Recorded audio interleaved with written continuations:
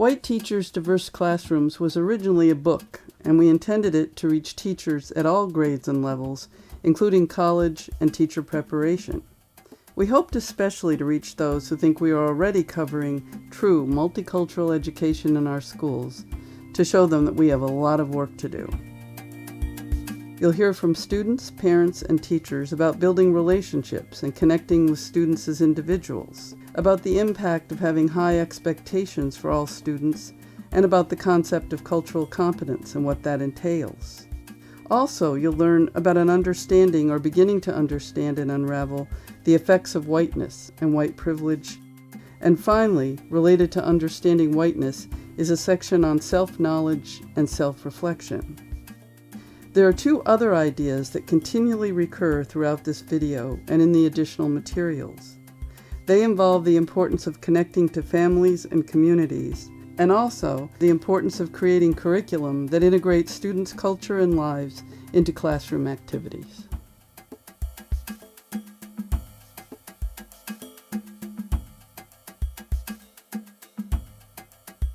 I think a lot of teachers have different expectations for the kids, like white students and black students. How many African American teachers have I had? Wow, oh my goodness. It's gotta think about it because I haven't had many. Most of the kids we have in what you call them, they call them level 4 at Cooper, who are special ed or level 4 are African American kids. I've noticed that my teacher who's white has a tough time being able to control the colored side of the room. I don't know what it is, she just has a tougher time being able to control them, or it's just a mixture of them wanting to listen and you need respect on both ends. Should they talk more about racism in schools, and have they done it in my past schools? I think they should talk about racism. I think it should be like something that they explain more, and the difference between racism and discrimination. And they have books about that. You know, they have tapes and videos on that type of stuff, but they will never bring them into schools. It's like the questions that are asked about racism are like obvious questions, like, have you ever experienced racism? Have you ever experienced this or something like that? Those questions are obvious. I mean, everyone's gonna experience it. Like, racism is somebody looking at you because of your race and determining certain things about you. They're gonna look at you or look at me or look at whoever because of their race and try to just put them in a certain category. Stereotype them because of this. That is racism. So by them not teaching racism in schools and then us growing up and learning that, wait a second, everybody's been through it, so why can't you tell us about it? That begins to make us wonder, why not? And you should never make your students wonder, why didn't you? What was wrong with that? They do get a little uncomfortable about talking about slavery. Like sometimes their voice just kind of, they choose the words pretty carefully when they're talking about it. I mean, that's a good thing, because they don't want to like seem too offensive or anything, but it just kind of gives you this feeling when they say that kind of stuff. It's just kind of what you see, because they say they're not sometimes, but sometimes you get this feeling that they are. It's that feeling again, whereas suppose there's this kid in our class, he's like, I mean, he's white, but he acts up a lot and he's always like shouting things out in the middle of the class, and the teacher tries to ignore him. But suppose there's this other kid, he's black and he's kind of just like the equivalent, but the teacher will send him out right away. And so sometimes it just makes me think, why is that he would be sent out right away while this kid gets to stay in and interrupt the class? Because the kid hardly gets in trouble, and I'm all like, how does that happen? He's the most disruptive kid in our class, and everybody knows it. But why do you think it is? Why do you think that happened? I'm not sure. I mean, I think it's just prejudice. Just like that they're not quite comfortable trying to deal with a black person, so that they just send them out so they don't have to either look bad trying to deal or just even have to deal with them all together. It's just easier for them. I left in the middle of my sophomore year at the high school because I couldn't deal with it anymore. Yeah. It's so racist and so so many, and not all the people, but so many people were ignorant. I'll give you an example.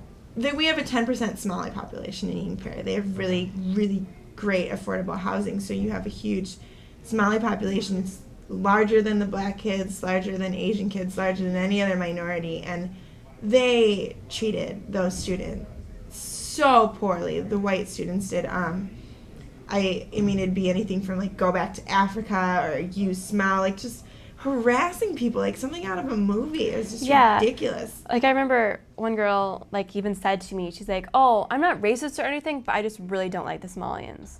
And I was just kind of like, how does that make sense? And I mean, the culture clash, you just like, it's so like you don't like nobody's. The difference I think at Eden Prairie as opposed to South is that people weren't willing to open their eyes or to look to resolve anything. And after being there day after day, not feeling like I was supported by any of the staff or any of the students, it breaks you down. Why are you like this, you know? Because everybody wants to know where they're coming from, where they come from when they, you know. Certain things that I say right now and things that I do right now, by me being a teenager too, it's confusing to me. Like, why am I acting like this? Why am I being this way? You know, you gotta try to look back into yourself. Because if you don't know yourself, you can't help nobody else. Understand that the same thing you're afraid of, I'm afraid of. The same thing that makes you hungry makes me hungry. Same thing that makes you cold makes me cold, vice versa, all these things. Understand that this child is a human. It's not a little black kid, it's a kid, just like your kid.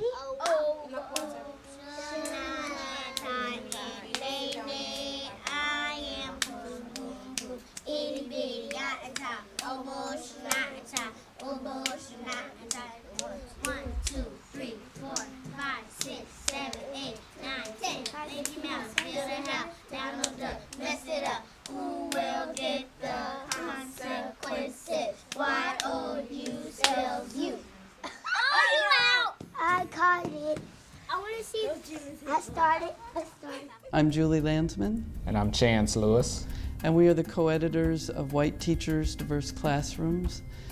The book includes the voices of researchers and teachers and even students, and they're filled with narrative and important numbers, but also philosophy. We hope that this book and this DVD will inspire white teachers, especially in urban schools, to be strong in the classroom and to have high expectations for their students. We hope you enjoy the DVD. It is filled with contributors to the book and also student voices who really bring home powerful messages about why we need to make change in our schools.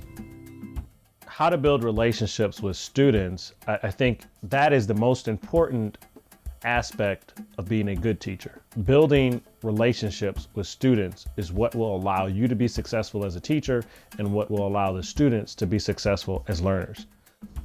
I walk in the first day and I say, I will teach one person in this room. That's all I have to teach to earn my check, is one. Now, I don't know which one you are. And if it's more than one, you know, God bless us all. But I need to teach one, because that one will teach another, will teach a whole family. Each in that family will teach someone else, will teach someone else, and through one I've touched thousands. I need to teach one. I don't know who you are. I think that kind of sets the tone, because most of them want to be that one. Now, for the kids that are really down and out, some you lose. There's really nothing you can say. Many have died. I do want to make sure that teachers know their subject matter, that they know how to deliver instruction, and that they are able to establish a relationship with the students who they're teaching. I think high expectations for students is very important, and building relationships not only with students but with families is extremely important. So I make sure that those are some of the top qualities that our teachers possess. Relationship to parents and community, I think we rush over that too often as teachers. And it's so important to be able to understand what's going on in a young man or woman's neighborhood. So I try to keep up on that. Also, I try to be part of that. And I don't know if you have to live in the area where your students go to school, but I think it helps sometimes to really know where that homeless shelter is and how many kids are coming in in a transient situation, and adapt your classroom to that. How many kids are hungry? Where is the latest art exhibition in the neighborhood? What's going on with music in that neighborhood? What are kids listening to? What restaurants are there for you? And being part of that neighborhood, using the dry cleaner there when you're on your way to work. Teachers have to have high standards and hold students accountable to those standards and not let them by with just mediocre work. Like so many African American children, my daughter, Tanya, was extremely smart, and yet her teachers just didn't push her and didn't encourage her. And one night, I always went to parent-teacher conferences with my children because when I was growing up, one of the things that was always an issue was that my parents would go to conferences and the teachers would tell them one thing and my reality was something different. And so I just sort of learned from that if I want the real story, then I need to take the child with me because the teacher is not going to tell me something false in front of my kid, probably. And so we were at her high school one evening for teacher conferences, and while we were waiting, one of the counselors came up, who was an African-American male counselor, and he asked her, well, what are your plans for college? This was when she was a junior in high school. And she said, I don't know. She had already received a scholarship to the U because I was putting her in programs where she was with all of my kids, I did that. I have 5 kids. And he said, well, why do you want to go to the U? Why don't you shoot for something like Vassar or Wellesley? And it just hadn't occurred to my daughter or myself to shoot higher than that. For sure she was going to go to college. But it just hadn't occurred to us to, consider that. But right there in that moment, we made the decision that's what was going to happen. We were going to apply to some of the other, upper-level Ivy League colleges as well as some of the colleges around Minnesota. And she was accepted to Vassar College in Poughkeepsie, New York. And as soon as she got the letter of acceptance, she took it to school to show the counselor, who wasn't even her counselor. He was just, an African-American man that really looked out for the black kids. And so he, of course, was very proud of her, but then she showed it to her own counselor, who was a white woman, and she challenged her, and basically, well, you're not going to make it there, there's no way that you could. And she came home crying, and my job as her parent was then I had to lift her up, and, I had to do things that should not have been necessary for me to do. She should have come home as happy as she was when she left that morning. Because of the power of racism, they just are put in these positions where they just, they have to fight ridiculous odds every day. I don't expect any teacher to what I would call dummy down the curriculum.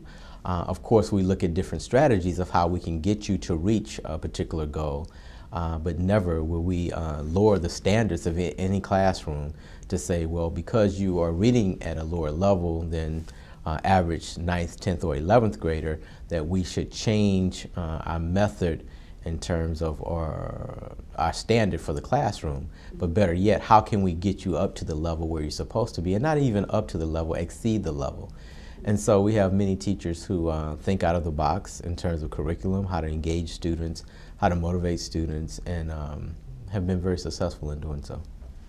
Color does not predict, gender does not predict intelligence. Some people think it does, but no. And there are people out there doing it. Oh, he didn't do his homework. Oh, poor little thing. Oh, I'm going to fall for every little story that comes along. My God, we all got sad stories. We all got burdens to carry. We all got baggage we got to drag behind us. You can understand it. You can let your heart feel, but you got to be like that little turtle. Hard shell on the outside, you got that little soft belly on the inside. The more you let kids get by, the more they think they can get by, and then when the real world hits them in the face, shame on you, teacher, because you started it all. But I think a lot of teachers cop out, and it does happen. I'm going to call it an insidious form of racism. We will withhold information, and those seeds will not get planted. That way I know this person, this group, will never be able to equal that group. It's a backdoor form of racism going on, but it's there. It really is there. Can you think of what things might be withheld when you say It might be something as simple as as doing a Shakespeare play. Oh, I'm not doing Shakespeare. That's too hard for these kids. They're too stupid to do it. How are they ever going to get through that language? Well, doggone, you're the teacher. You're supposed to figure a way to get them through it. We can talk about themes. They get the idea of what Hamlet's feeling and why he's disappointed in his mom, because maybe the kid's own mom brought home a new daddy and said, hi, you know, LaDarren, here's your new daddy, be happy now. Well, they understand why Hamlet's not happy, but you have to relate that to common life. But a lot of times when you're talking about your topic, white teachers and this or this and some other teacher, things are withheld because there's some kind of preconceived notion there. Growing up in Detroit and growing up in an urban area and being African American, which many of my students were, helped. But I also found that white teachers that I worked with in Detroit who did very similar things, that had been teaching much longer than I had equal amounts of success with African American children. But they also bought into this idea of high expectations, but the catch was there has to be high accountability and high responsibility from the teachers. And I think that's a major problem in education is people say, well, I have high expectations for the kids. Yes, you do. But along with that has to come high accountability from the teacher and high responsibility from the teacher. There are a few what I call epidemics in today's educational system, right? And particularly in urban schools, it's an epidemic. And that epidemic for me is called low expectations, right? I really believe that for the average, what I would say, typical, what I would say, most commonly talked to teacher, when you talk with them about their students, and if you were to have an expectation monitor with you, what you would have is a glaring alarm of low expectations. And for many, many educators, that expectation is connected to the fact that the child might be in poverty, that the child might not come from, might come from what we might think is a dysfunctional home, that the child might be on county or social systems, right? And that child might be one or two grade levels behind. And that the child, quote unquote, their parent is not involved. So this is all of the ingredients of what teachers talk about when they talk about students. However, I would say to teachers that none of those things have anything to do with the intellect and the potential of that student. So one of my goals for educators is simply to say to them, if you could take all that layered stuff, take it all off of your students, and simply say, I think that this student is intelligent. I think that this student is powerful. I think this student is valuable, important, and I believe in this student, and I want to do everything. I want to use all of my personal power that I can possibly use to what? Take this student to their next level. Help them get to their next level of intellect, of knowledge, of discipline, of character. Help them get to the next level. And cultural competence is the ability of teachers to see and value the culture of the children and students that they teach. It's understanding that all students bring with them culture, and indeed the teacher has a culture. And when we become culturally competent, we're able to use that culture as a building block for students' achievement. I think that culturally competent teachers think of their students as a group of people from whom they can learn. One of my colleagues at the Northwestern University, Carol Lee, talks about a classroom in which she was studying teachers, and the teacher that she was working with would always say, you have to study the students.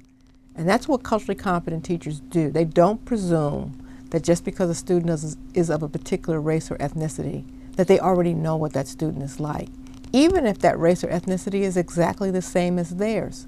They literally study the students, and because every group of students is a new group.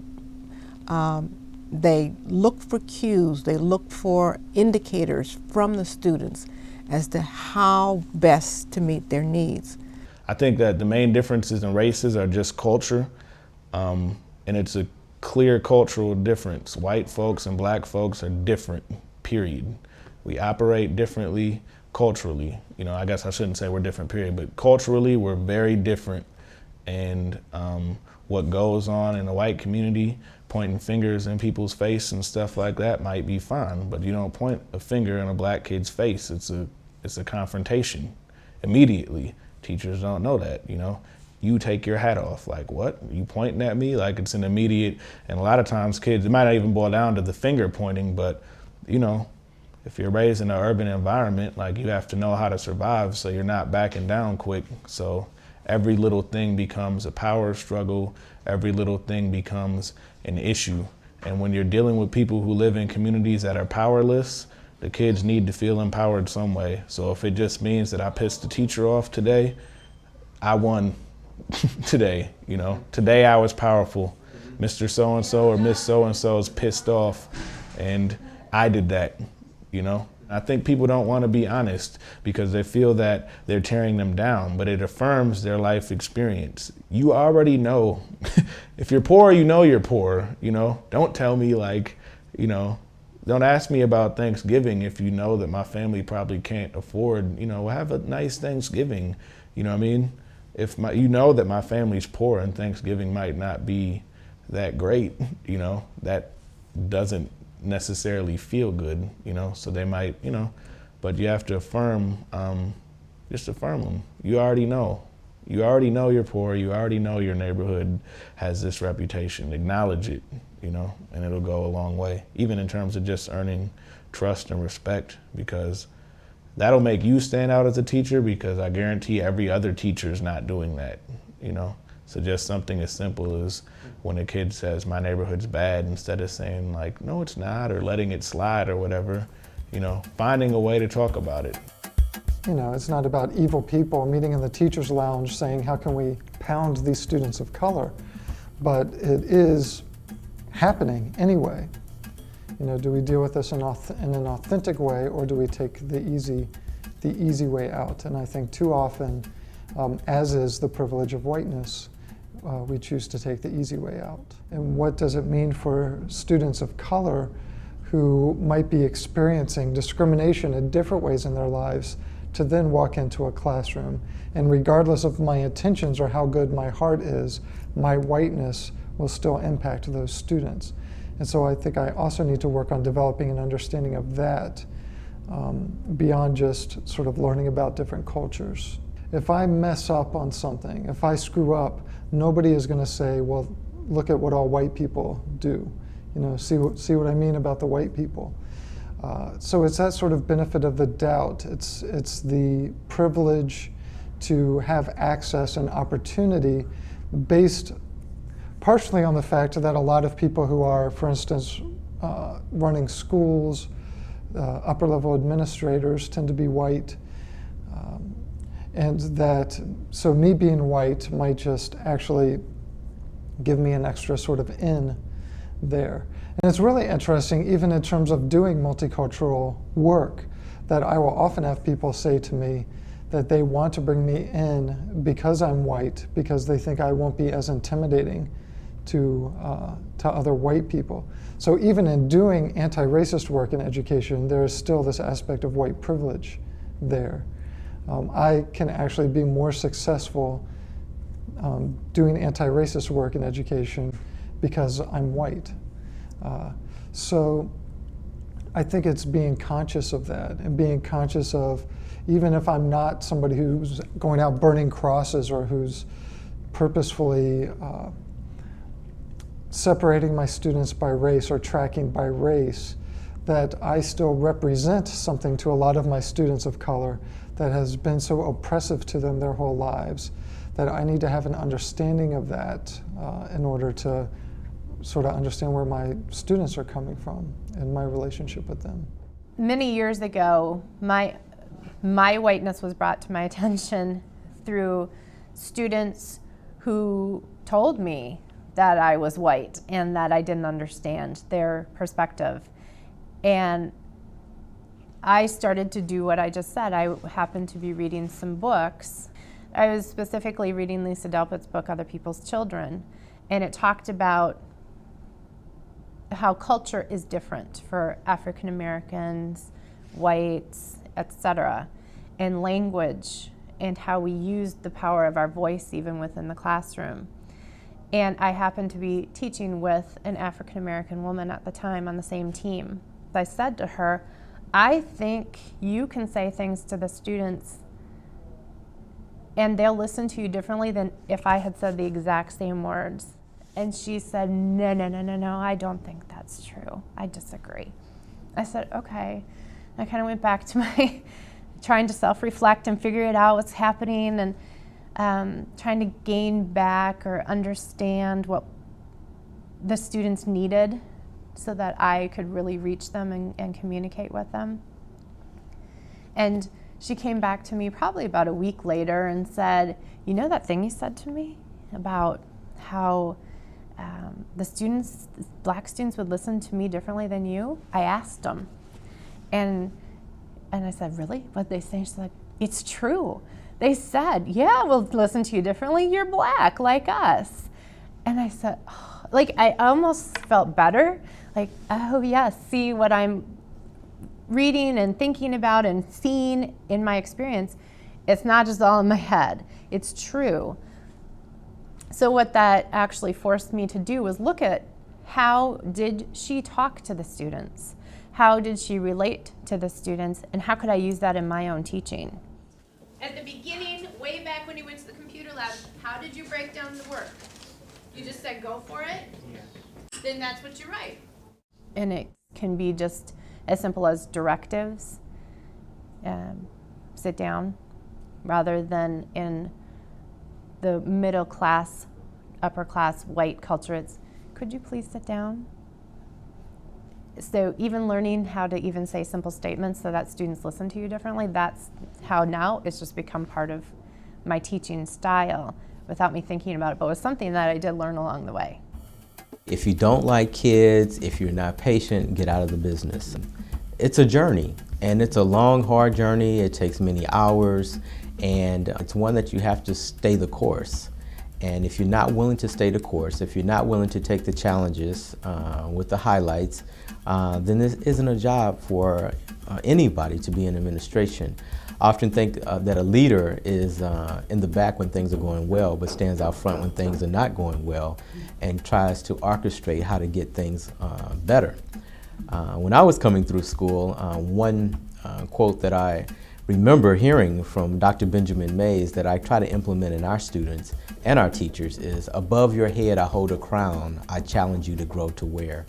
And so we're not lowering that crown. That crown is going to stay up there, But the challenge is, how do I get students, and how do I, as an administrator, get teachers to grow to wear that crown and get students to grow to wear that crown?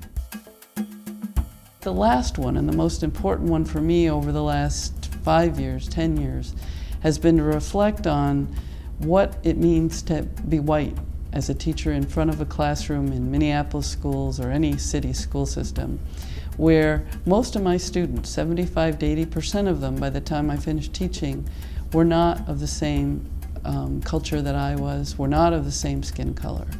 And that has actually given me, the reflection on this and the understanding of this, much more confidence as a teacher. All of these things I learned through really reflecting on my own upbringing, my own story, my own privilege, and then being somewhat fearless about talking about these things with my students and finding out that they're actually hungry for this discussion with me. They're hungry for this discussion with each other, too. We really hope that what you've gathered from ideas about curriculum, about who you are in the classroom, about high expectations and working in the community and even activism will inspire you to think about your classroom differently and to also think about the fact that every day we're really developing a way of being in the classroom, a way of relating to the students, and so each day we're learning something new and taking it to those kids in urban schools and expecting the most of them. And finally, as a result of this project, we've kind of put together 3 basic recommendations. One, if you truly care about your students with actions, not just with words, they will perform for you academically. Second, if you're going to have your students to do their homework, we as teachers must do our homework as well and be well prepared with well-designed lesson plans. And finally, we have to get to a point where we're teaching every child as if it was our own child. And once we get to that point, then we will make change in our inner city schools. Thank you very much.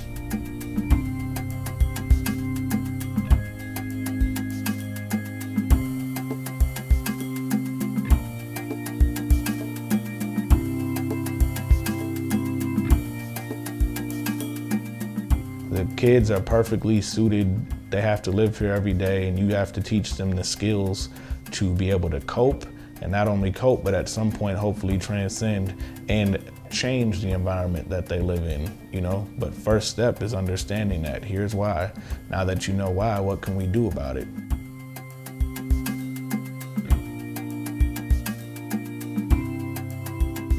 As a teacher, you should try to build a relationship with every student in your class.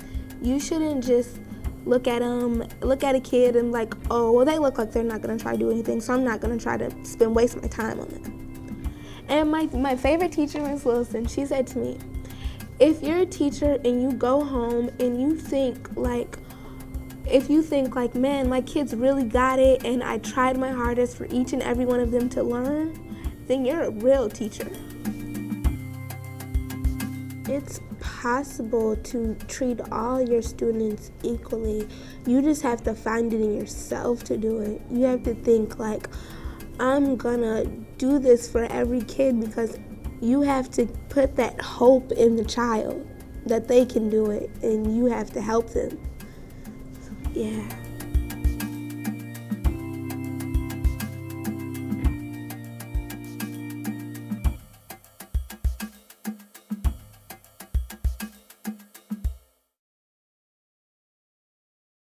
Many African American students come to school with what we call an African American vernacular or dialect.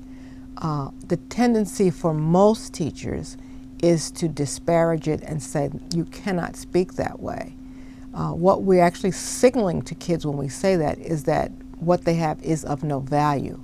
But a teacher who is culturally competent helps children translate, not eradicate, their language. So a teacher might say something like, okay, you say, my mama, she, be here at 8 o'clock.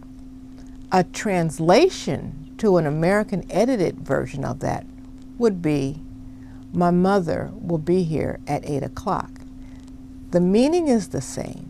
And what you really haven't done is said to the kid, what you say is incorrect. what you said is that that's a translatable sentence, and that's what and this is how it sounds in this new translation.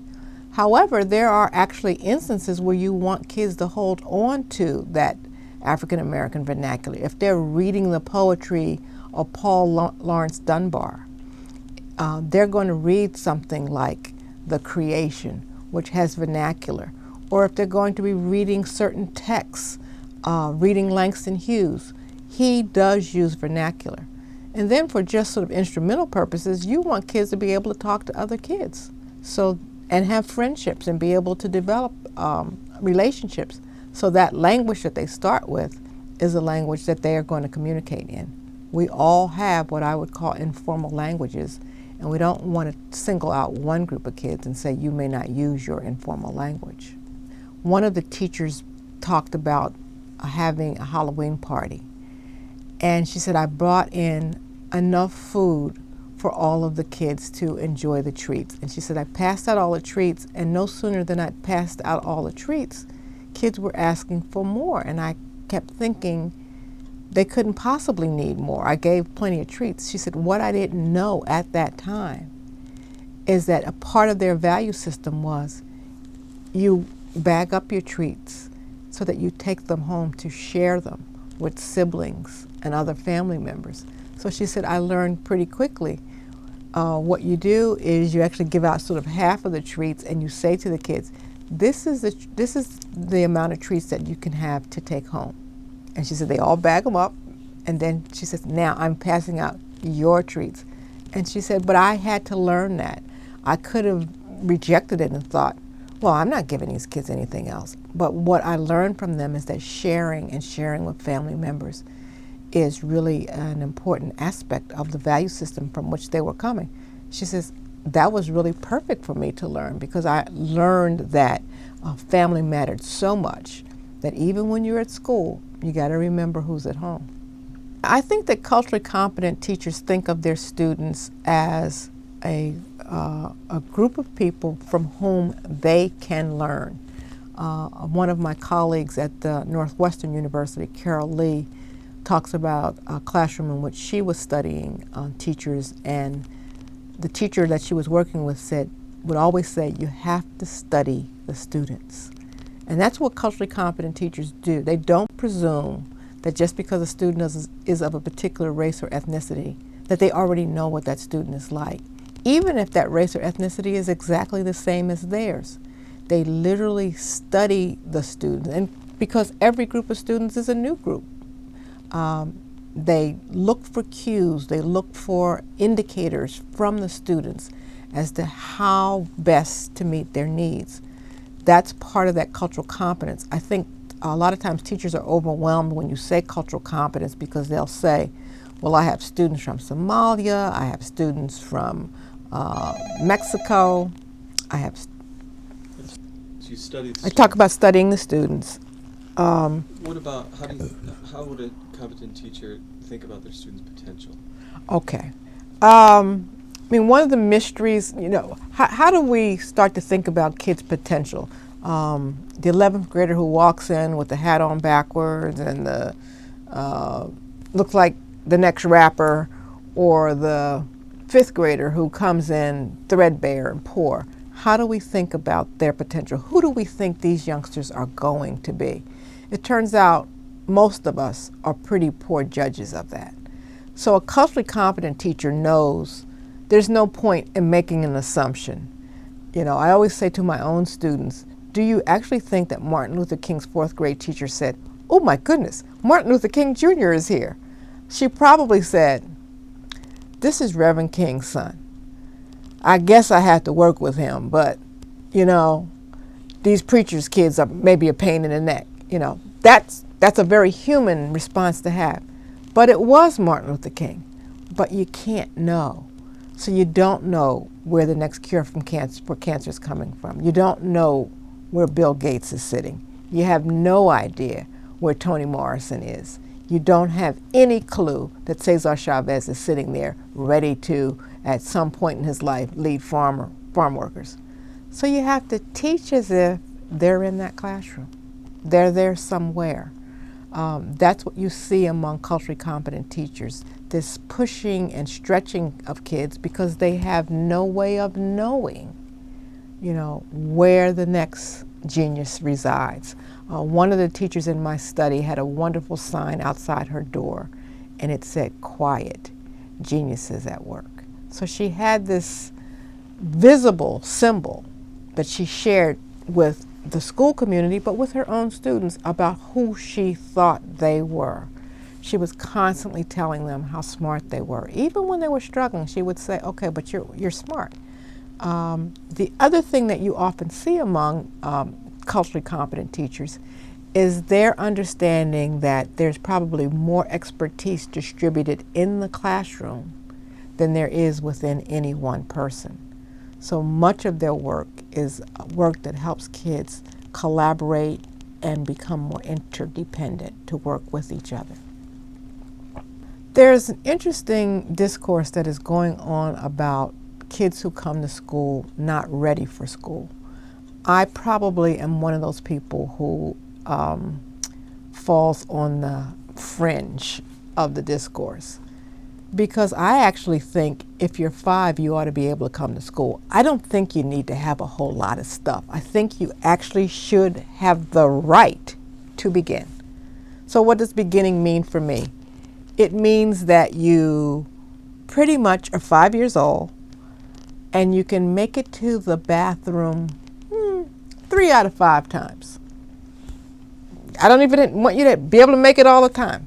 Trust me, people in my age group don't make it 3 out of 5 times. So I really think it's important that we allow children to begin.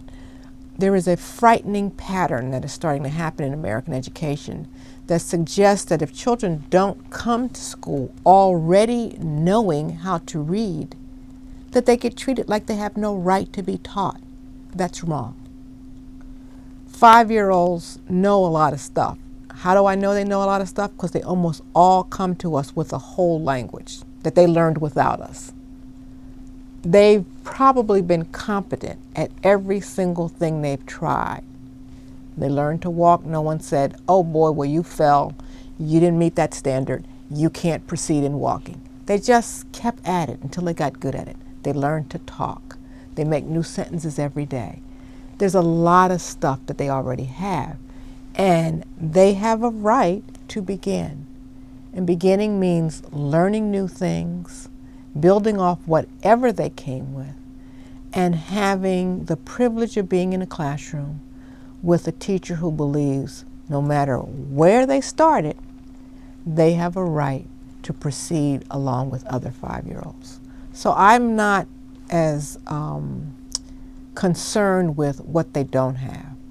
I'm much more concerned with what it is that we have as educators to offer them.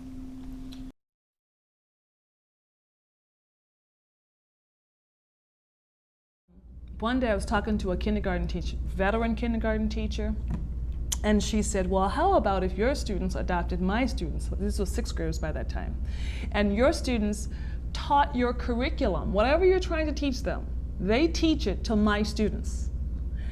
And so I thought, well, that's a great idea, because when you take a look at the continuum of learning, the person who learns more is always the person who's the teacher, right? It's not the person who's listening, it's the person who's the teacher. So if you want to learn more, start teaching something. And so it's time for me to teach my students how to teach the kindergartners. And I tell you, my students, oh my goodness, discipline went away, issues went away, motivation issues went away. They became engaged in learning like never before. There was something in which they learned this whole element of what does it mean when someone looks to you for leadership. The leadership piece came out. It was very incredible. So I was talking to a friend of mine one day and I said, "Guess what's happening in my classroom?" And she said, "It sounds like you're almost doing service learning." And in service learning, there's one piece called peer tutoring or peer mentoring and peer. And she said, "It sounds like you're almost doing service learning." And I said, "Well, what is it?" It was the first time I'd ever heard of service learning, the very first time. And it worked for my students. If we could reconnect our African American students to a true community, and that community be able to see them as service learning leaders, and someone might call them servant leaders, right? Then my goal is for the community now to change their perception of who the student is. So the student now comes to the community as a way to lead in the community, as a way to serve, as a way to contribute positively to the community. It's hard for a community member to look at a child and say, oh, they're no good.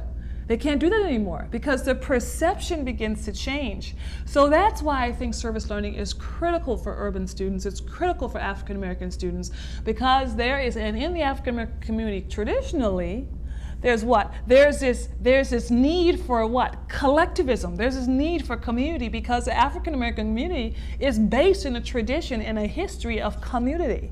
No one's an individual, it's a collective community. And in our society, of course, little by little, as time has gone by, the African community has become more separated, more kind of individualistic, and actually there's really a longing in their hearts to be a community. And so for students, when they reconnect to community, oh my goodness, you talk about the lights going on. And then when you put it in this chapter, I talk about how students can begin to become community developers through service learning. How can you change your entire community? Just the other day I was at this, it's called the Minnesota Forum, and it's put on by the Minneapolis Foundation and many other people and so forth. And they were talking about the health disparities in various ethnic groups. And I thought to myself, and I actually wrote the question, well, what's the role of youth? What is the role of young people in decreasing the health disparities? And I think there is, and service learning is it. When a group of young people says, you know what, HIV/AIDS is unacceptable, you get a group of 10th graders, high schoolers, who say HIV/AIDS is what? It should not be. It should not be so high in our community. And they decide, and that's the beautiful thing about service learning, and which is why I tell every educator, if you try nothing else out there, 1, discover that you're powerful and that you can create positive change. 2, try service learning. Students will step up to the plate. And if you ask a student today, any African, I don't care what kind of attitude they try to have with you, I don't, how bad they, nothing. If you ask them, how do you want to help your community? What do you want to change? They're going to tell you. And when they tell you, then you as an instructor, you have to say to that student, now if you think that that's the problem, what do you want to be able to do about it? And the moment a student says, I want to do something about it, then you as a teacher, you have to say, you know what, then let's work together to make that thing happen. And when students decide, students can change communities. I have seen it happen. So is it specific to African American students? No. Is it one of the, what I would say, one of the triggers for African American students in really giving them a whole new light of who they are and a new light of what they can do in their community? Absolutely. And in the process, what happens with students when they're engaged in service learning is that they, without even realizing, even though service learning is very intentional, it's structured processes to create change. It's very, very structured. But the students may not know it's as structured as it is. And without even knowing it, the students begin to achieve. Because if you need math to do the statistics for what's going on with HIV/AIDS in your community, guess what? Math is no longer boring. Math is now what? It's a whole natural part of what it takes to create the change. So what do you do as a young person? You learn math. If reading is necessary to understand how to communicate with your city council members and learn and look at the research, then what do? You don't struggle with reading anymore. Why? Because it becomes a necessary part. I have taught 2 levels of college students. One level are the college students who just came to college, the 18, 19, 20-year-olds, fresh out of high school. And then the second levels I've taught teachers at master's level and doctorate level, okay? Now, who are the better students?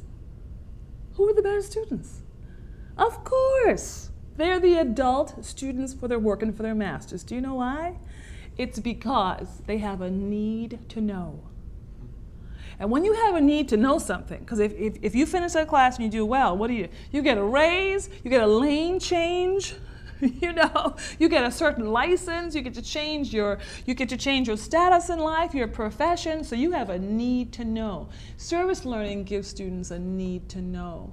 So now the students, what they need to know math. They need to know science. They need to know literature, and they need to know all of these wonderful things about learning in the process. It's no longer let's learn the curriculum. In the process, it is what do I need to know to create the change? And in the process, students become community developers who are creating positive change. And it really is it's an incredible thing. It's an incredible thing to write about. It's an incredible thing to teach teachers about. It's an incredible thing to actually put into action myself. As we have, and to actually watch students go through the process. It's amazing. You talk about lights going on. How do you, in service learning, how do you connect to this bottom line that we have, particularly regarding things like No Child Left Behind, particularly regarding things like standards and so forth? How we do that is that we have our teachers and our students to take, and we teach them how to do this. And to take a look at what authentic need in the community do you really want to address? And within that authentic need, what do you need to know about? Or what do you need to know? Or what skills do you need to have in order for you to really address that authentic need? And within those skills, we connect those skills and that knowledge and that content piece specifically to the standards.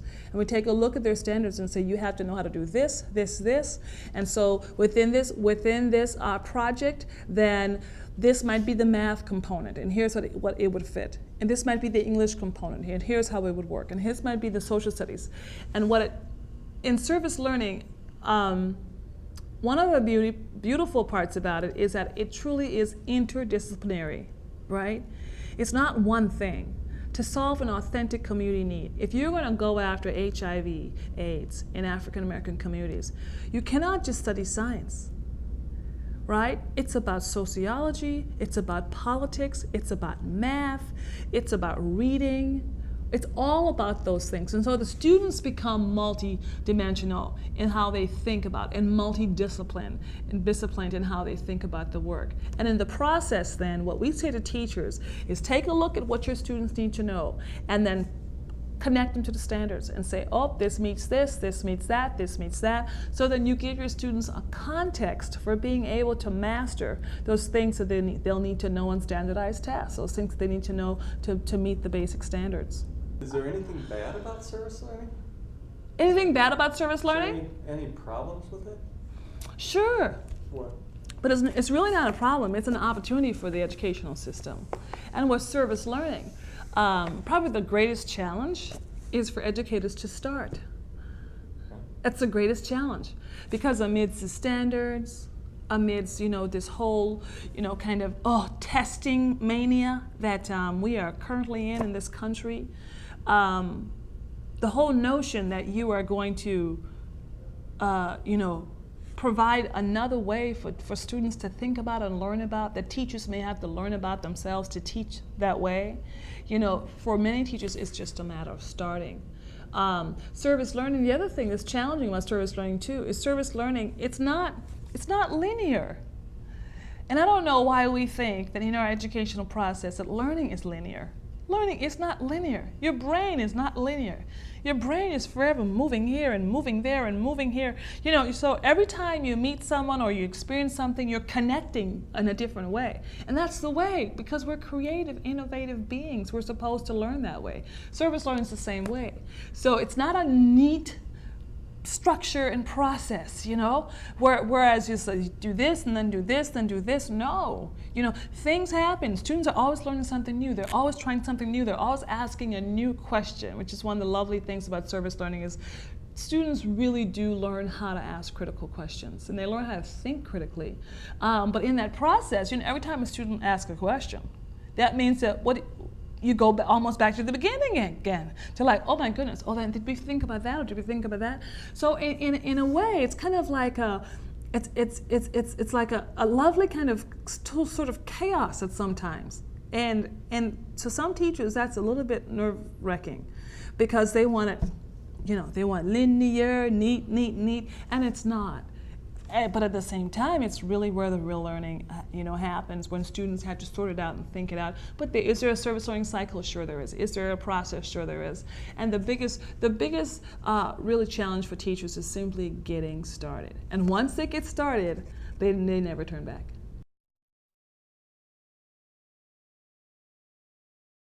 What you have is you're always thinking of a student at their next level, then you create high expectations. But I think that whole issue of low expectations, and I challenge teachers, take a look at how you think about your students. And then step back and take a look of how you think of yourself. Maybe you have low expectations of your students because you have low expectations of yourself. Which I think is the second epidemic in education, is non-engaged, disengaged educators. I cannot tell you how many teachers I've met who are disengaged. They come to work like robots. They're not there. They come to work in September 4th, the day after Labor Day, and they can't wait for June 13th, the day they get out, at 4:01 p.m. when all the students leave, right? Every year they're doing this. However, in the process, they have these amazing people called students who are just incredible human beings, who are just waiting for someone to say, I believe in you enough to challenge you to change, to challenge you to your next level. And students, they welcome high expectations. But unfortunately, so many of our African American students, so many of our urban students, so many of our rural students, they're so used to not being challenged, they're so used to having low expectations, that the moment a teacher comes in and says, you know what, this year, I am going to challenge you. I believe in you, and together we're going to take you to your next level. They are going to be just, they'll be so surprised at that. But I challenge you, teachers, you can do this thing. And in the process, oh my goodness, teachers, you become so involved. They become so involved, so engaged, and they get life again. And they remember why they got into teaching all over again. But expectations is key. It is key. Students have to know that you have expectations of them. And students have to know you will hold them accountable to high expectations. The other epidemic I really believe in education is that, particularly in urban schools, there are so many teachers who are afraid of their students. They're fear. There's fear. It's rampant in high schools. Teachers are afraid of the kids, right? Why are you afraid of an elementary school third grader? Why? Because why? Because you've watched too much stuff on TV? Right? Because you have a low sense of personal power, right? Because you made that one mistake and you got your feelings hurt, and it's time to stop fearing students. Students cannot respect a teacher who fears them. They simply can't. Because if I fear you, then that means that I don't have it in me to what? To stand up to you. So I have to back down every time you come in the room. And educators, we have to stop backing down when students come in the room. When students come in the room, if anything, we do what? We stand up and say, oh no, not today. Not this millennium. It ain't gonna happen. You see what I'm saying? Because today, I am challenging you to your next level because I've challenged myself to this next level. And students are waiting on it. And when students find a teacher who does not fear them, they will respect that teacher. And they will learn from that teacher very quickly because they'll do anything that teacher wants them to do. They'll study, they'll work, they'll try harder. In my dissertation, when the dissertation was all about expectations, all about classroom social systems. And it was interesting because when I asked the teachers to tell me about their students, the teachers said, they give up too easily. They don't try hard enough. And when I asked the students to tell me about their teachers, the students said, I'd like my teachers to help me to try again. Right? If they could only just not give up on me so easily and help me try again. These were students, these were 5th and 6th grade students telling me this. And meanwhile, the teachers are saying, they give up too easy. They won't try. And on the other end of that, the students are saying, please, just help us try again. Because maybe for the first time in their life, For some of our students, when they come into contact with a teacher who understands their personal power, when they come into contact with a teacher who has high expectations for them, who understands that they are valuable and important, who understands that they are intelligent human beings who could create positive change in their community, when they come in contact with that teacher for the first time, they are in awe. They simply don't know what to do with them, right?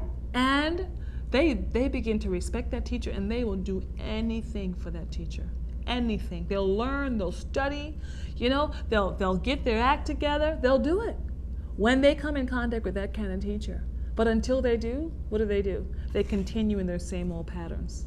And that can change. And I really believe that this work, that this little book, White Teachers, Diverse Classrooms, it has enough in it, it has enough meat in it to really get teachers to the place where they say, I can change, I will change, and here's how I can change. So I think the work gives them those three things that every teacher needs. It's about them, first of all, who they are as individuals, as human beings, what they bring to their classrooms. It's about what they have to offer. Teachers are I love teachers.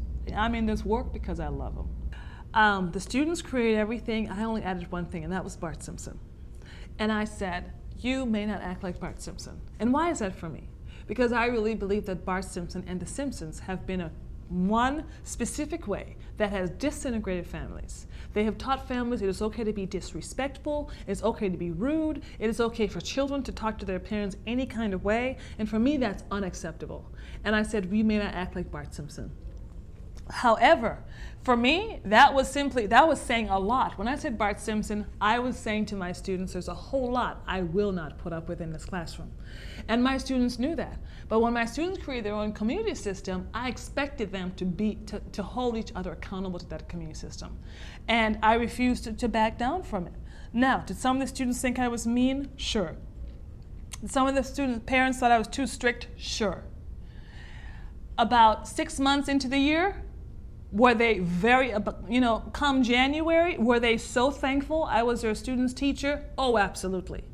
They knew that they had the right teacher because I refused to give up my personal power. And I didn't even know what personal power was. I didn't even understand it. It was years after that I figured out, oh, that's what I was doing. I'm just now studying it and realizing it and seeing it in teachers. But I tell you, every group of teachers that I talk to about personal power, first of all, they start to weep. Teachers start crying because for so many years, so many of them have given up their personal power.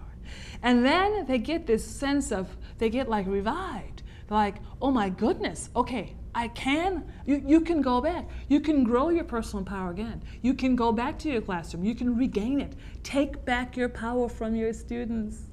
One of these days I'm gonna do a session called Taking Back My Power, because so many students, they've just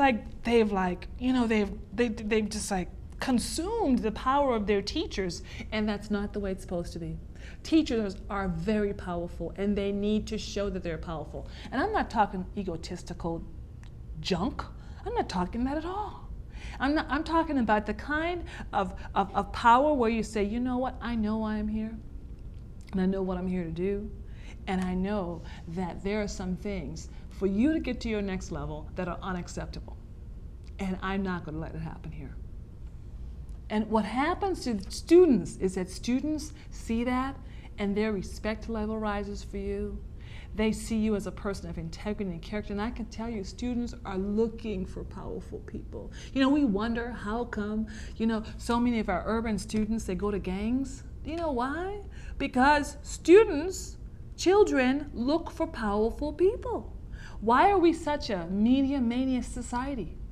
Because we're all looking for someone powerful. We're all looking to find the next powerful person who we can look to. So we look to the media, and we look to the pop culture, and we look to music, like a power, because that's what we're looking for, because so many Americans feel powerless. So they're looking for this power somewhere else.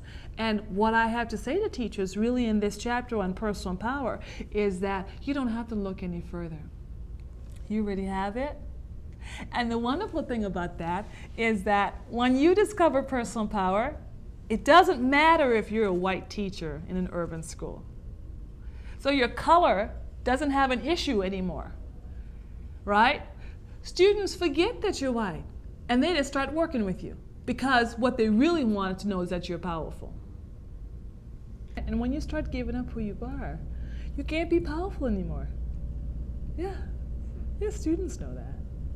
And they also know that a student will take a powerful person who is any color, any day, over a person who has no power and is the same color as them. Any day. Now, is there room for learning about the culture and just kind of the knowledge and the historical context of different culture? Of course. That's just good learning. That's just good teaching. Do you have to become or act like an African American or Turkish African American students? No. Because you start giving up who you are. You start giving up your power. And students can't respect that. And meanwhile, you're burning yourself out and you still don't realize your students, I don't know why my students aren't getting it. Because they're still waiting for the real you to show up. And if the real you is country Caucasian, you better show up. And they're going to love you for that. Yeah, it's really interesting. Yeah, one of these days, take back your power. Is going to be the name of the session, Adam. Well, this has been great. How do you help teachers then realize their personal power or build it up? Is it a confidence? Well, how to help teachers realize their personal power, or how to help teachers build up their personal power? If that's even. Don't use my phrasing. No.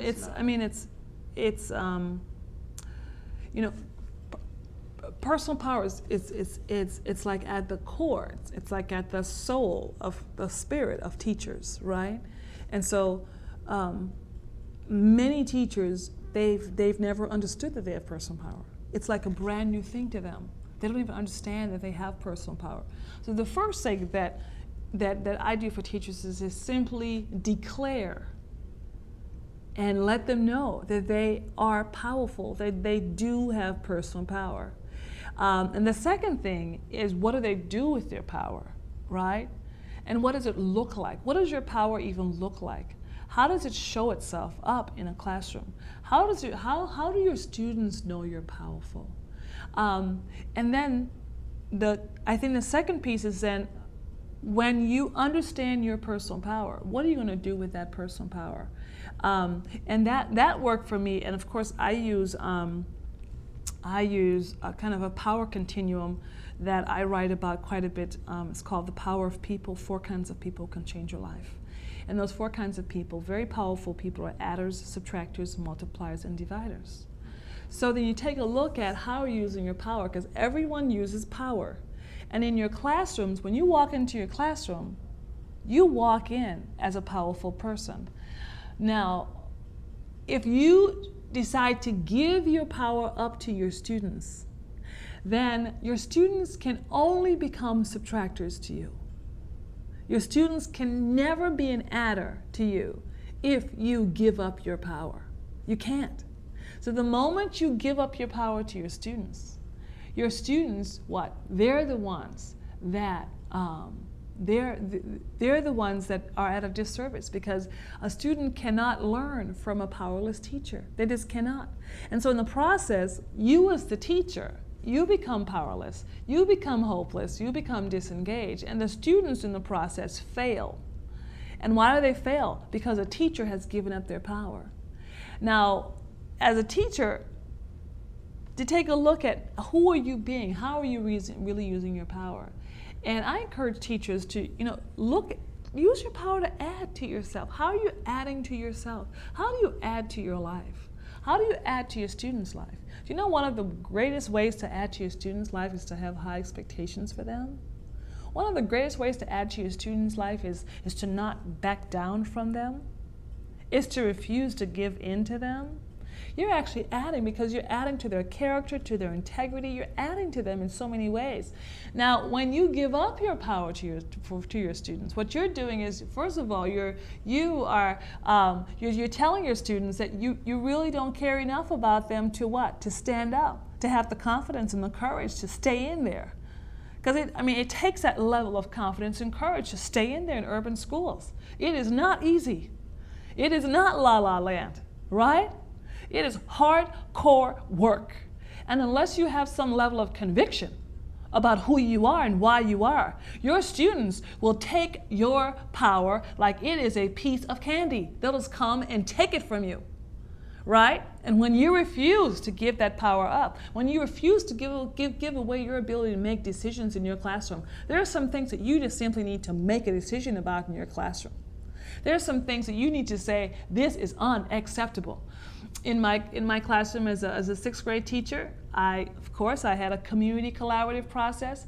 I told my students at the beginning of the year, for the first 2 weeks of school, there will be no books. We will simply study ourselves. We'll study our community. We'll learn about who we are. We'll learn about why we are. We'll learn about what we have to offer. And we'll create a community system. And that community system will say what we can or cannot do in this classroom. And I will only offer one thing to the system. And that one thing is that you will not act like Bart Simpson. Right? Because I really believe that Bart Simpson has been one of the key pieces to what? Tear down family.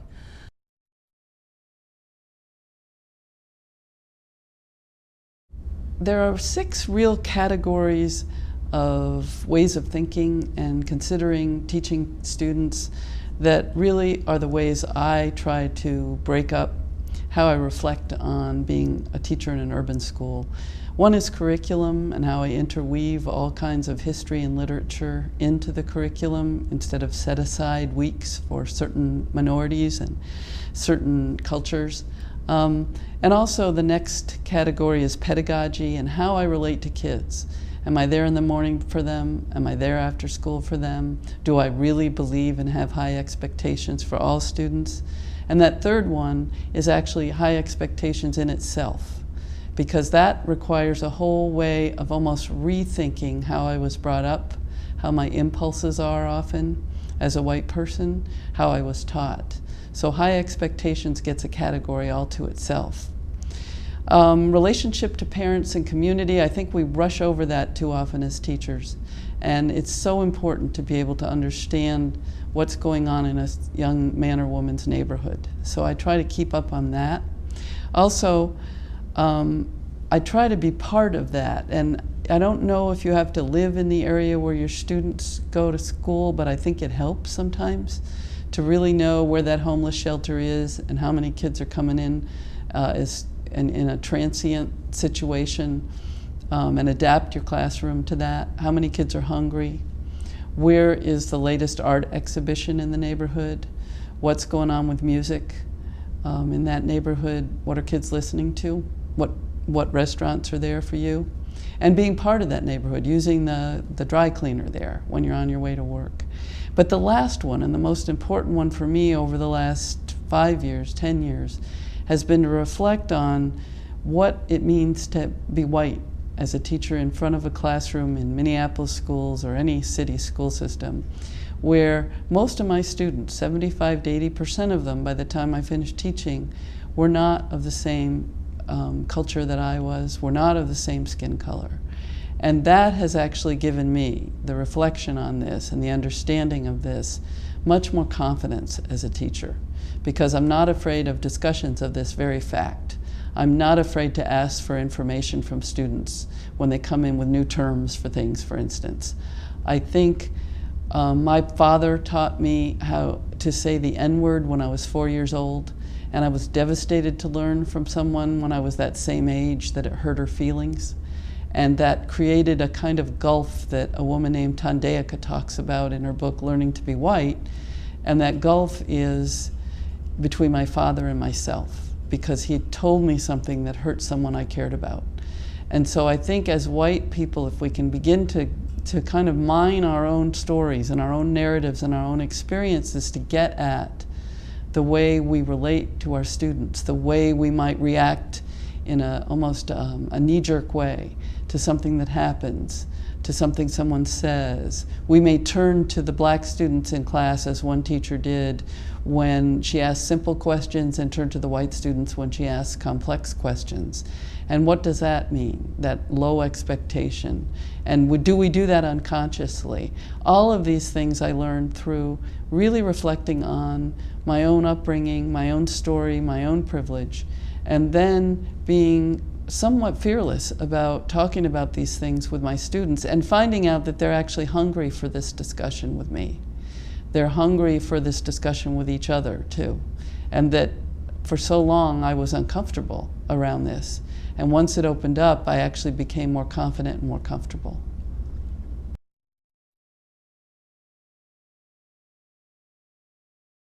What I feel is wrong with our schools, there's not enough individual attention. There's not enough teaching kids about individuality and who they are, not who they should be, you know. Well, I'm a teacher here at Freedom School. I teach level 2, that's 3rd through 5th graders. We tend to talk about discussion real heavy in my class.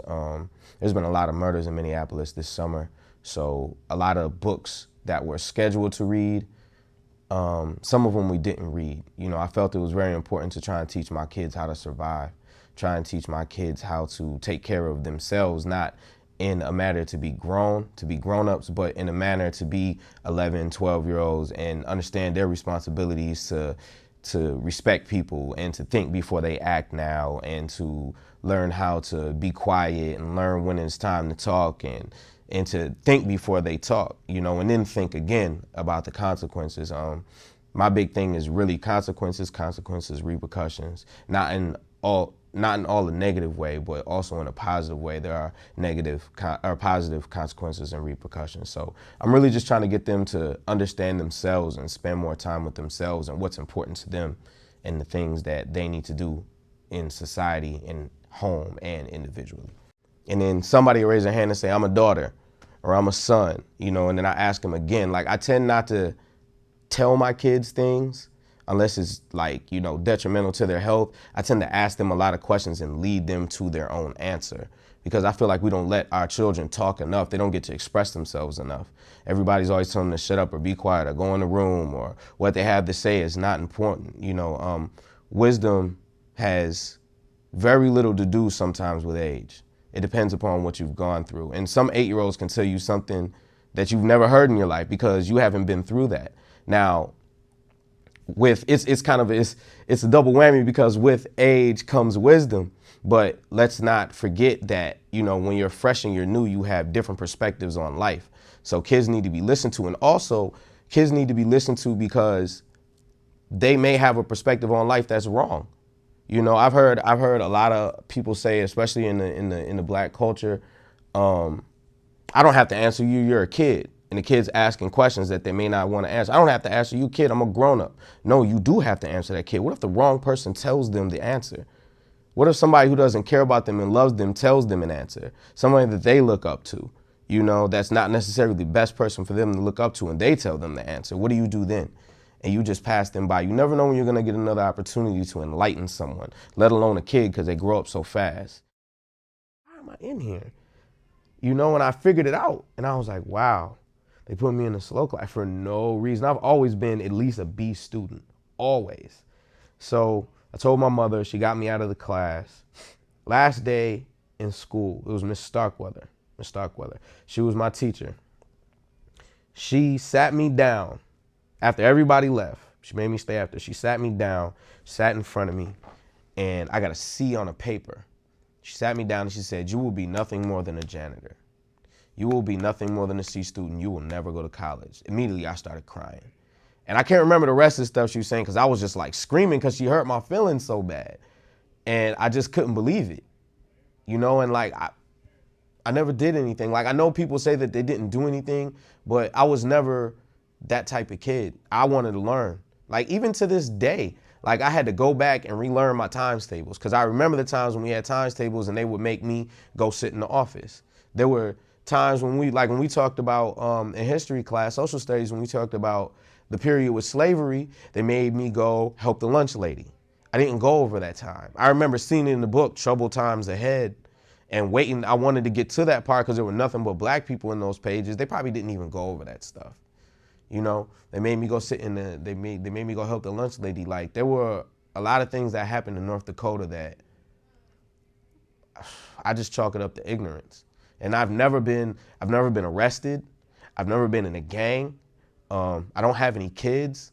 And I don't knock people who've been through these things, but It's these things that white America judges me by. And the fact that I've never done that, and I graduated with college with a 3.8, and I got a 32 on my ACTs when I graduated from when I got ready to graduate from high school. These are the things that everybody wants that I have, but they still tend to judge me on the stigma that they want. You know, there's no news, there's no stories about me. There's no stories about Cameron that I grew up with, the site coordinator, and the other 6 friends that we have. Cameron went to Stillman, a black college.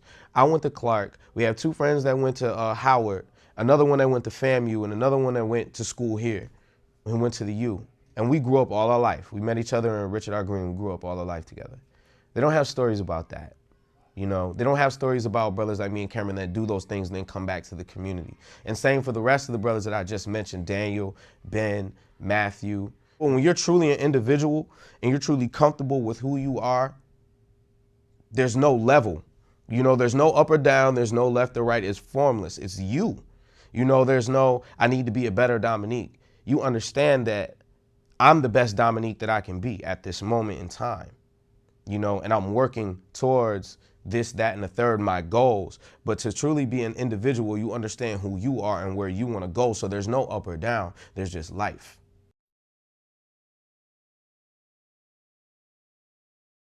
Well, I did everything but get my license, and I decided not to teach because I felt that it would be very hard to utilize a lot of my skills within the school system with a lot of the changes that were happening when I was in school. I think that was right around the time that the No Child Left Behind stuff was starting to go on. And then just with a lot of the grad standard stuff, I felt that you were almost being told what to teach, and that infringed on your ability to figure out how to teach it. Because if you're already giving me, here's what I want you to teach, then, you know, it just, I don't know, I just felt like it kind of didn't leave too much leeway for me as an individual to figure out how to connect with youth, you know. So that turned you off of teaching and you don't want to be a teacher anymore? No, for me, I found another way to work with youth, which was an after school. There's a little less red tape, and I can teach I feel that I can teach kids to value education better because we're able to actually get down to what education is really all about, which is learning something that's important to you. If I can get you to take something that you like and embrace that, then I think that you'll begin to value education, and that's the best way to get kids to value education. It's not making them learn something that that they're not particularly interested in, you know, even though they need those experiences as well. But just having a framework and a place to start, because then they begin to see the importance of education on a very personal level. So, and I felt that I could better do that outside of the classroom. To me, you treat people as human beings, and you respect where they're at. That's what I said when I meant that you come in and you meet the kids where they're at. Children in an urban environment need answers to real questions. If my neighborhood is crack infested and kids are getting killed every day, and I'm with an adult 8 hours a day and they never tell me why that's happening, at a certain point, I might not respect them. You know, I need an answer to that question. You're an adult. You're supposed to be able to explain to me how come these things are happening. You know, a lot of white teachers come in with kind of a savior complex. They come in and they're like, I'm gonna save these kids. Like, look at all the hardships that they have to face. And when you do that, you're gonna mess the kids up worse every time, is how I feel. The kids are perfectly suited. They have to live here every day, and you have to teach them the skills to be able to cope, and not only cope, but at some point hopefully transcend, and hopefully beyond that, change the environment that they live in, you know? But first step is understanding that. Here's why. Now that you know why, what can we do about it, you know? And kind of go from there. But I think if you come in thinking, you know, these kids are so, you know, it's just too bad, and you feel sorry for them, kids don't need someone to come in and pity them, because what I see a lot of times is a lot of teachers letting stuff slide because they feel bad. Well, look what they have to deal with at home. It becomes an excuse.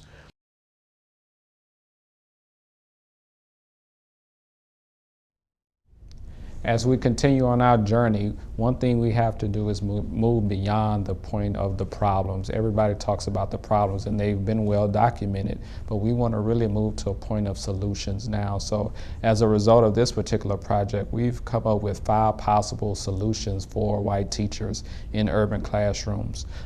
Tip number 1, really show students respect and it will be reciprocated. One thing students do want to know is that you are taking a step forward to really respect them. In some of the chapters of the book, the word respect came up a lot from students, that they really want the respect of their particular teachers. So as we look at where do we go from here, we really want teachers to make an effort to show students respect. And once they see that you are putting forth respect, it will be reciprocated to you. Second, in tip 2, consider your first impression of a student. Avoid judging based on stereotypes. So many stereotypes have been portrayed in the media about students of color in inner city schools, but really consider that first impression. Even though they may have on hip-hop clothes or what have you, there's a person under those clothes who's really seeking the attention of their teacher. They really want you to know that they are there to learn also, and that they can achieve if you take the time to look beyond maybe the outward appearance and really see the inward appearance of that particular student and what they can bring to the classroom. So that's really making a connection with the student. Third, take the time to learn about your student's background. What kind of family structure do they come from? Who are their parents? Who are their grandparents? What things are they involved in the community?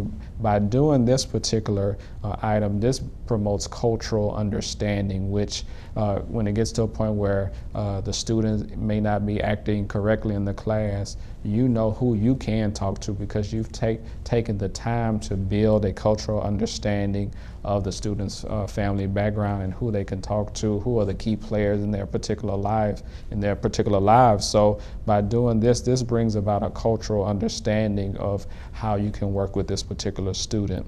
Fourth, recognize cultural differences and develop a multicultural difference. Many teachers often say, I don't see color and I treat all students the same, but really we have to get to the point, if we're going to move towards solutions, really to see students for the cultural things that they bring to the classroom. And many times it's different. So one thing we have to do is embrace that difference and then incorporate that into the curriculum to really make a relevant connection outside of the 4 walls of the classroom and impart that into the curriculum for students to really understand. And by bringing in this relevance, this brings on higher standards for the students that they can achieve because it is something that they can relate to in that particular class, and they see that you are making the effort to do that. And finally, establish high expectations and standards for all students so that they can meet the challenge. One thing we have found in our work around this particular topic is students perform as high as they think their teacher wants them to. So as we think about this particular topic, if the students are going to perform it where you expect them to, you have to set the high standards, because there's a famous quote from Jawanza Kunjufu. He says, I don't become what I think I can. I don't become what you think I can. I become what I think you think I can. So as we look at that particular quote, we are getting to the point now where teachers have to have high standards and hold students accountable to those standards and not let them by with just mediocre work. We have to get to the point where the high standards are constant in the classroom, and once the students know that it is a constant, they will perform for you if you take these particular tips and go through them in the order, but they will perform for you and meet those high standards that you have put forth. Okay. So as we examine the demographic makeup of the teaching force, I want to provide a quick history lesson on how did we get to where we are today. And it all is based on the Brown versus the Board of Education decision. In pre-Brown, when schools were segregated, we had approximately 82,000 really African-American teachers that were responsible for the 2 million African-American students in the country. But as a result of the Brown decision, when integration came into being, many white school districts did not hire the African-American teachers. So as a result of the post-Brown, 10 years after the Brown decision, we went from 82,000 pre to approximately 38,000 post-Brown. So when we look at the demographic makeup of teachers today, it's all a result of the Brown versus Board of Education decision in 1954. And then as we look closer to home, in 1993 through 1994, approximately 87% of the teachers in this country were white. And as we go even 10 years closer to 2003 and 2004, we haven't had much change, with 84.3% of the teaching population being white. And these are the latest stats from the U.S. Department of Education. So as we look at the plight of the African American teacher or the Hispanic teacher, currently African American teachers make up only 7% of the teaching force nationwide. And African American males make up only 1% of the teaching force. So as we look at it, a student of color can go through their entire K through 12 career without ever seeing a teacher of color based on where they're located in the country. So as we look where we want to go now, the majority of the teaching force will be white and female. And if we look at the latest trends, we don't see a drastic change in the pipeline of people who are in teacher education programs. So currently, as it stands, we're at 84% white teachers, 7% African American teachers, and roughly a smaller percentage of other combined groups at that particular point. So this is the reason why we address this DVD and the book around the issues of white teachers in diverse classrooms, because our excuse me, our enrollments continue to be more diverse, but the teaching force has not changed at all since Brown.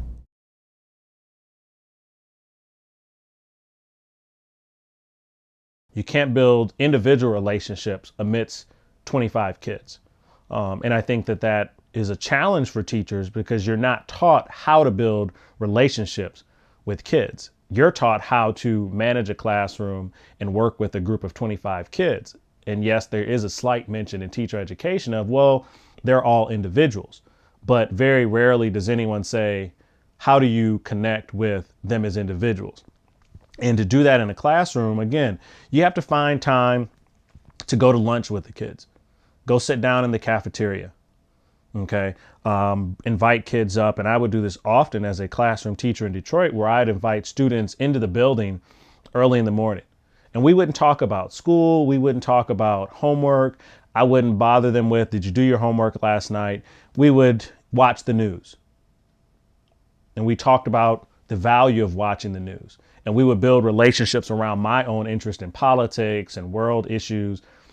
And they didn't necessarily always have the same opinion, but at least I knew that at some part of their life, they were going to look at the news. Okay. I did a lot of after school activities with kids. I used my prep hour to help kids with research projects that weren't necessarily for my class.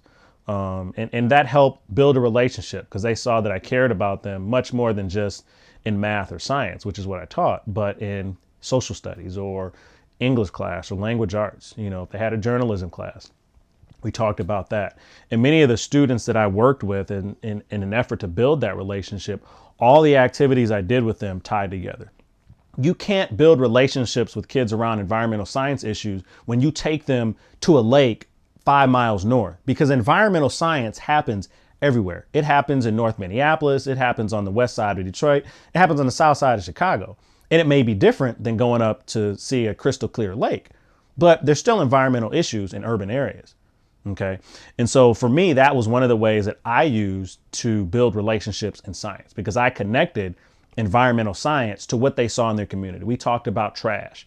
In Detroit, we talked about this incinerator, and there was a big controversy when they started building the incinerator. The kids had no idea why it was a controversy. So we talked about the disproportionate number of trash incinerators that are in urban communities. And they said, well, wait a minute, that's us. So they started to understand how this stuff was going to impact them.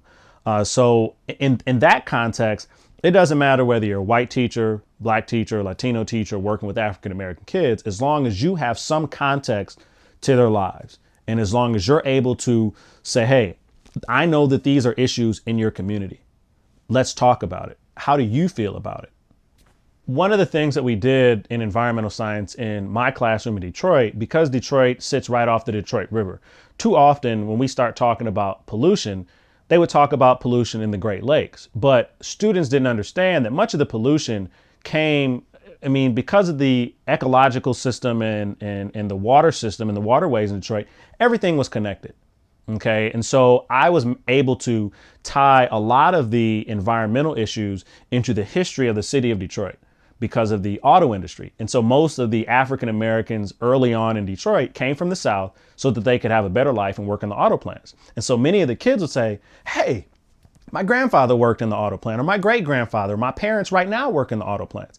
And so a lot of the automotive industry contributed to the pollution because they built their first plants right off of the river. But the kids had never thought about that. And so it connected directly to their lives. And it just so happens with that experience that I was Black and that I was from Detroit. But you can do reading and do research on the city of Detroit, being a white teacher from the suburbs, and figure that out and say, hey, this is it. And the kids begin to see that, yes, you aren't from the city, but you have a concern about their lives because it's in the city. And so anyway, so we went down to the Detroit River to do water testing. And we went to an island, Belle Isle. There's a bridge from Detroit over to Belle Isle. And we, tested turbidity. We tested the pH. We looked at what types of bacteria were in the water and that type of thing. And then we would compare it to a different part of the Detroit River, kind of near downtown. And then we took another day, and this was a couple weeks later, where we went over to Canada on their side of the border to see if it was any different. Because what affects us as Americans right along the Detroit River is going to affect those folks who are Canadian who live on the river. So we began to develop this movement of environmental science in our community, but also an international perspective as well on the situation. And so that's just one example. And we also spent some time looking at recycling, because in Detroit, you get 10 cents for bringing back a can. But the kids didn't understand why it was important to recycle beyond the monetary. Well, I get 10 cents. And if I get, 10 cans, I get $1. If I get $1, I can go to the store and get such and such and such and such. But why else is it important? And certainly kids value money. That's what they do. But why else is it important to recycle? So even if they didn't offer you 10 cents and they offered you a penny, would you still be willing to recycle? And initially the kids were like, I could just throw it in the trash. But then we talked about what would happen when they had kids. What did they want the neighborhood to look like? We talked about the disproportionate number of the, what do they call those things? Where they bury the trash are in urban areas. So what does that do to your property value if they start putting these storage places for trash in your neighborhood? Your property value is going to go down. And so what does all that mean for you when you become an adult? And the kids started to understand how things function. We talked about, again, connecting it to their lives. And many of them have seen neighborhoods that have gone from blocks of homes and single family homes to vacant lots. Why? A lot of it is environmental. A lot of it is environmental. And one of the other key things I find in urban areas for teachers, Black, white, or whatever, is that vacant lots seem to be prominent for a variety of reasons. And I didn't necessarily get into my own personal opinion about the vacant lots, but what does it mean when you have a vacant lot and there's all this stuff on it? And we talked about the water table. And we talked about when you had these mattresses out there, and many of my kids would go out and jump on these mattresses. And we talked about all the junk that's on these vacant lots and what happens over the course of the summer and bacteria and rain and all the precipitation, what all that meant in this mattress. And so we cut out a part of a mattress in a vacant lot and brought it in. So we, took some slides and, did the analysis of what was on there. And they're like, oh, it's disgusting. They couldn't believe it. I said, well, you go out every day and you let your little brother do flips on these mattresses because it's cool. And yes, I don't doubt that it's fun, but what are we saying when you let your siblings go out and do that? And then they come back in, and then 10 days later, they're sick. That's a contributing factor to it. So, those are just some examples of things that I think teachers can do, in particular in science, to help build relationships with kids and connect the curriculum to their lives. And certainly growing up in Detroit and growing up in an urban area and being African American, which many of my students were, helped. But I also found that white teachers that I worked with in Detroit who did very similar things, that had been teaching much longer than I had equal amounts of success with African American children. But they also bought into this idea of high expectations, but the catch was there has to be high accountability and high responsibility from the teachers. And I think that's a major problem in education is people say, well, I have high expectations for the kids. Yes, you do. But along with that has to come high accountability from the teacher and high responsibility from the teacher. And so how do you measure accountability? What is that? I think the accountability for those high expectations is what you're willing to put in as the teacher. Yes, there's the test scores, and yes, there are how the kids do on the standardized tests. I get that. But you have to be willing to put something in if you want the kids to put something in. Okay, so if you give the kids an assignment that you know is going to help them with their writing, okay, and let's say it requires that they do some research. If the kid doesn't know how to do research, yes, you're having high expectations that they do it, but if they don't know how, it's not fair to the student. So you have to be willing to go down to the library and let's say twice a week for the first 2 weeks of this project and say, I'll be here from 6 to 7 o'clock. And that's something I did as a teacher when I first started with the kids that I worked with, because we looped with our classes. So I had them 6th, 7th, and 8th grade. So 6th grade, I knew that they were going to do research. So 6th grade, I give them a research project, and they're usually like 50 or 60 questions that they had to find, either using encyclopedia, primary sources, whatever. And I would send a note home to the parents and say, I'll be at the main library in Detroit because it was centrally located, and kids who didn't have a ride, we arranged a carpool. I arranged to get bus passes for those kids that wanted to come with parents who didn't have transportation. And I was there from like 6 to 8. And usually it was on the night that the library is open late. And I'd say that over the course of time, 80 to 90% of the kids showed up. And so by the time they got to 8th grade, I didn't have to do that anymore. But I also took the time and I said, if there are students who still need for me to show up at the library, I would do that. And there were some that just wanted me there to help them with it. And it worked. And it worked. So again, you have to be willing to put something in if you want the kids to put something in. You just can't say, I expect you to do A, B, C, and D. Well, then as a teacher, you need to be willing to do D, E, and F as well. So. Good. Okay, that's good, because I've got a lot in that video about high expectations, but you could have high expectations and that's right. Nothing happens. That's right. Nothing happens. You have to be willing to put something in. It's sad because people will say all the time when I was in a classroom or on an interview committee, I have high expectations for all kids, but there was never a follow-up question in the interview. And I didn't write the interview questions because I wasn't the person in charge of the committee. But no one ever said, well, how do you demonstrate your high expectations? And it's not by saying, well, I'm going to give them quality books to read in class.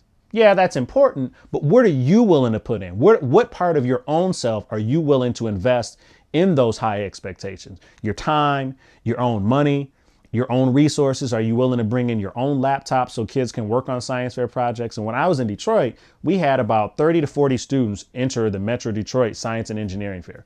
I had one laptop in a portable classroom and one printer. That was it. And we routinely had 4 or 5 gold medal ribbon winners, all kind of stuff. But it was what I was willing to invest. And because I worked in a school where we embraced the idea of teaming, my colleagues who weren't even science teachers would come in and also invest something in the kids as well, because they knew by doing that, they were also helping with the science fair project, but they were also building their own relationship with those kids because they had the same kids, but they just did it within the confines of our science fair project. Let's talk about that. The mail you got. We don't have to talk about that specifically. Okay. But that attitude that I'm worried. I'll talk about it specifically. I won't mention the district, but just okay. One of the things about I find that being a teacher and being an advocate for students and understanding the dynamics of race, culture, and academic achievement is that part of the research tells us that the achievement gap exists because of low expectations by teachers of students of color, in particular with African American students. And the research clearly tells us that that's one contributing factor to the achievement gap. Well, at one point in time, I was asked to sit on a panel to discuss the achievement gap. And someone asked me to talk about the reasons why the achievement gap existed. And I, of course, didn't have time to give them a list of reasons. And I decided to talk about teachers' expectations. Keep in mind, I didn't say white teachers, black teachers, Latino teachers, Asian teachers, Native American teachers. I said teachers' expectations. And so my response was teachers don't have the same expectations of, or have lower expectations of African American students. Okay, fair enough. Presentation goes on. So a couple days later, I was teaching fourth grade at the time. I got an unsigned note, letter of hate mail. That, can you pause that? Because I can get the letter. Go ahead. And here's just a few lines from the letter that I received. It says, Mr. Simmons, you do not walk the talk. You speak about the need to improve black kids, but you do not do it yourself. You speak about teachers learning about the background of their students. What a joke you are. I suggest, let me back up. At the forum before break, you should have held a mirror in front of your face. You are the problem, not us. How dare you in the paper put us down? I've been teaching for 3 times the number of years you have, and my black students are outperforming yours. I suggest you focus on teaching and not on criticizing your colleagues. You do not know what you are talking about. And this was an unsigned letter that I got from someone in a school district that I was working in. And it came in district mail, and the superintendent in the school district, as well as the HR person, didn't make any public pronouncement about using district materials or district resources to do stuff like this until the year after I was gone. So needless to say, dealing with these issues as a teacher and speaking about them often makes people uncomfortable for whatever reason, despite the fact that the district where I got this letter from is known to have one of the largest achievement gaps around. So I don't know that it's a problem for white teachers to build relationships with students of color, in particular African American students. Some of the best teachers that I had as a kid were white teachers. Okay. Now, are there challenges? Yes, because we live in the United States and we have issues with race embedded in our culture. But I think that it is not impossible. And there's a lot of evidence out there that shows us how to do that in terms of white teachers and African American kids building relationships. In a school where you have a small percentage of students of color and you are a white teacher, I think that it is possible to build a relationship with those kids, but it has to be authentic. It can't be because you think they need you and you're doing some missionary work. If you think you're doing missionary work and that's why you're doing it, don't do it. You have to do it because you genuinely care about those students, but you have to do it within the context and framework of your classroom. If you're going to go out of your way and only invite those kids up for lunch or only invite those kids up at the beginning of the day, you're going to have a problem because there are going to be other kids in your classroom who also have needs for a mentor, for you to provide them with extra help. Okay. So I think that it's possible, but again, you have to do it within the construct and the context of your class so that you aren't singling them out. And the first thing you have to do is know their parents. Figure out who their parents are, what they do, what their home life is like, give the parents a phone call and say, hey, I'm the teacher this year of so-and-so and so-and-so, I'd like to stop by just to find out what your expectations are of me. Because so often teachers never call the parents to find out what the parents' expectations are of the teacher. But yet teachers assume that parents have a certain expectation of the schooling process, which may not be true. They may have a very different expectation of the schooling process than the teacher. And so the only way that you can help build that relationship so that you don't end up with this showdown between a white teacher and a parent of color is by going to them and finding out what are their expectations for you as a teacher, for their student, and what are their experiences in a system, especially if it's not an urban system, that probably doesn't have a whole lot of people that look like them.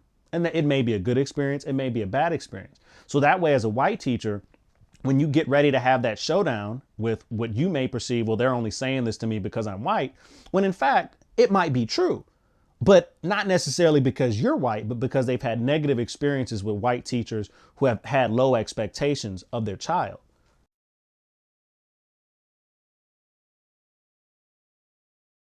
What's your dissertation on? Specifically? The title is The Experiences of Multiracial Students in an Urban High School.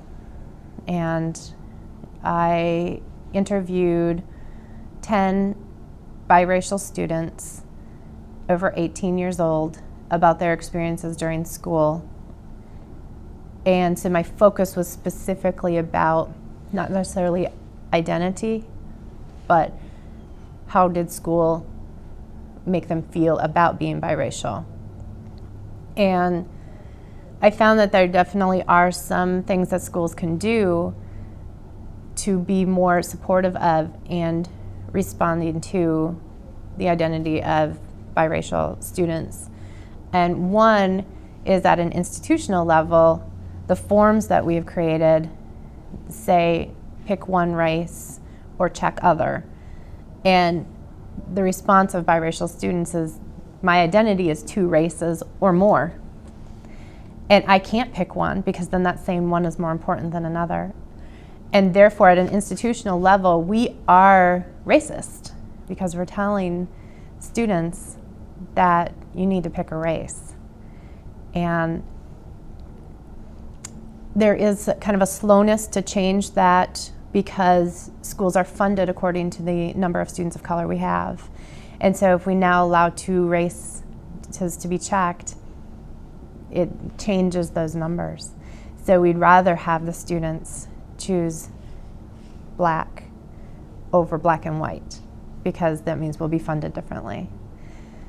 Another is within our curriculum. Our textbooks, the role models that are used, there isn't anyone labeled as biracial. For example, Frederick Douglass is biracial, but everybody knows him as African American. And therefore, biracial students are sitting here thinking, there is nobody biracial. Is there an example historically of anybody who represents who I am, who has been successful, who has made a difference in the world? And so in teaching, same with African American students, Asian students, it's difficult to find a biracial teacher who is a role model for those biracial students to look to. And therefore, when I had my own children and the biracial students knew that I was going to have biracial children, they started connecting with me differently. That's how I ended up with my dissertation topic, because I realized these kids were coming to me and talking about how I should raise my children and diversity is important and asking me questions. And I thought, why are they coming to me? Because there's nobody else that really understands that experience. Even though I'm not biracial, my kids will be. That's as close as they have. I also knew that many post-secondary institutions have multiracial support groups for their multiracial students.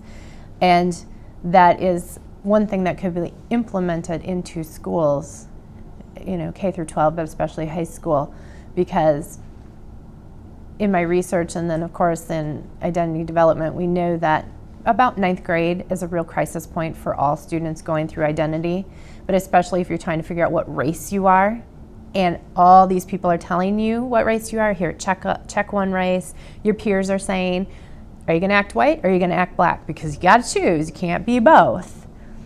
And so to have a support group where specifically everybody's going through that at the same time and they can get together and they can talk and reflect and maybe even do some educational things together,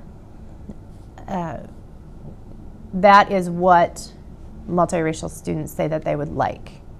What else do they feel? What else did you find in your research? That their main issue is that peer pressure of choosing acting white, acting black. That's a generalization, of course, because not all of biracial students are just black and white mixed. But there seems to be a stereotype of what acting white and acting black means in schools. And so they get pressured and labeled in certain ways. And so that means every choice they make, who are your friends? Are they going to be the white people or the black people? Who are you going to date? Again, how are you going to dress? And what language do you use? And are you going to do well in school, or are you not going to do well in school? And what is your music choice? And it's literally everything that is going on in their life goes back to race for them, and trying to navigate two different lifestyles, almost two different cultures. And pretty much all of them said by the time that they graduated from high school and started college, they had resolved that and they had an identity, and it was biracial. But it took them so many years to find that and figure it out, because there was nobody to guide them along the way. Because in their view, even though their parents love them and are supportive, their parents aren't biracial either. And that's really a key thing, is that for the most part, African American students, their parents are African American. So at least they still have some type of, maybe positive, maybe negative, but biracial students, most of them have monoracial parents. So they don't have any example anywhere of how you navigate two races through your life. And so if schools can be aware of that and be supportive of that, and at least they can get it somewhere in school, it would really help them form an identity and feel comfortable within that, maybe sooner, or maybe know where they can go for support. Creating that relationship with all students and that opportunity for them to have a voice and talk about what they need to be successful, and then trying to make sure that that happens for them, because it is different for every student, and it does take a little bit of extra time, and it is a little bit harder, especially when we have bigger class sizes of 35 or 40 students. But if they show up and they're there every day, that's what they're looking for, is that opportunity, that chance for someone to listen and to create that avenue for them to be successful.